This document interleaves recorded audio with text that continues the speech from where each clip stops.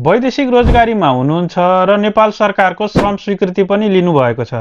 तर foreign employment कोटाको IPO कसरी भर्ने र भर्नका लागि के चाहिन्छ भनेर थाहा छैन भने यो भिडियो तपाईको लागि। श्रम स्वीकृति लिएर वैदेशिक रोजगारीमा रहनुभएकाहरूका लागि नेपाल सरकारले आइपिओमा 10% शेयर सुरक्षित गरेको छ र यस कोटाबाट आइपिओमा आवेदन दिन भने केही रिक्वायरमेन्टहरू पूरा गर्नुपर्नेछ। पहिलो, तपाईसँग रेमिटेन्स सेभिङ एकाउन्ट हुनुपर्दछ। यदि तपाईसँग रेमिटेन्स सेभिङ एकाउन्ट छैन भने अनलाइन मार्फत सजिलै खोल्न सक्नुहुनेछ। दोस्रो, आइपिओमा आवेदन दिने मितिले अन्तिम 6 महिनाभित्र रेमिटेन्स एकाउन्टमा मिनिमम 50,000 रुपैयाँ सेल्फ रेमिट भएको हुनुपर्दछ। यी दुई शर्तहरू पूरा भएपछि तपाईले डिम्याट एकाउन्टलाई रेमिटेन्स एकाउन्टसँग लिङ्क गरेर ब्याङ्कबाट सीआरएन नम्बर लिनुपर्नेछ। सीआरएन नम्बर आइसकेपछि तपाईले फरेन इम्प्लोइमेन्ट कोटाको आइपिओ खुल्दा मेरो सेयर लगइन गरेर सजिलै आवेदन दिन सक्नुहुनेछ।